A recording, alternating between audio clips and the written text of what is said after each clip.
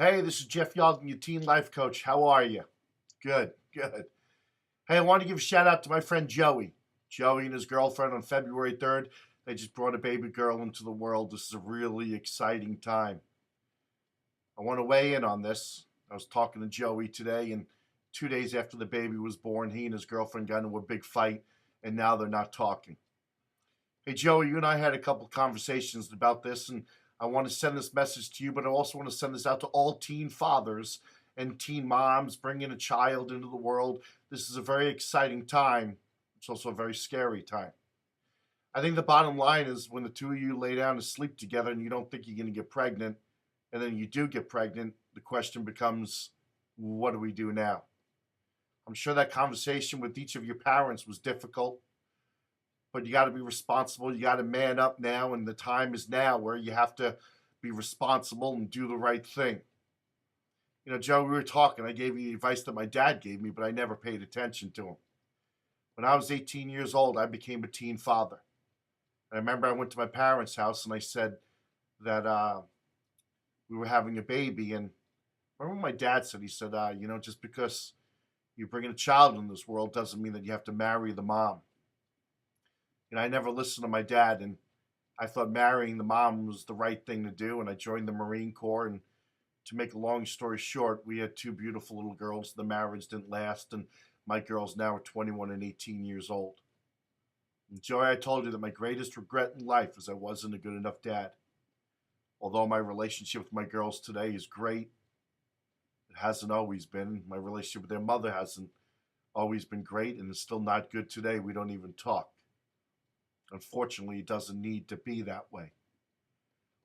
Joey, I'm kind of saddened that after the child was born, you and mom got into a fight and now you're not talking. So I want to weigh in on this. Hey, Joey, you're a young man. The time is now where you got to put your needs aside because it's not about you anymore. It's about this little beautiful girl that you brought into the world. You've got a job. Maybe you need to get another one.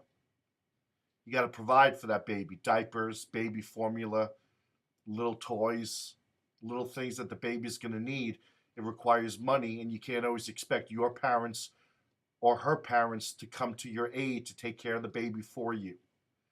The greatest thing that you can do is show mom and her parents that you are doing the best you can to be responsible and to provide.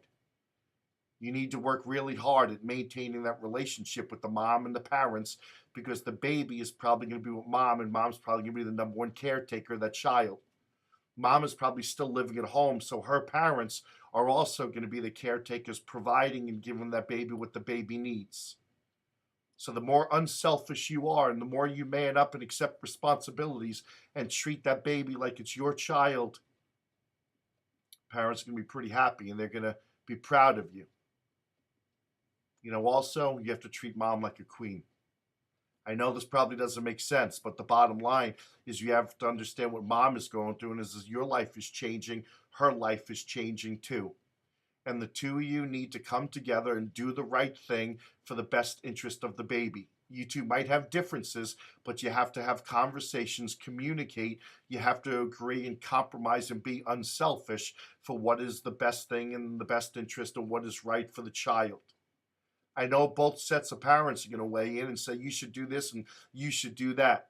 But the bottom line is you should always think about what is the responsible decision and choice to make. Being a teen dad means that your life is changing immediately.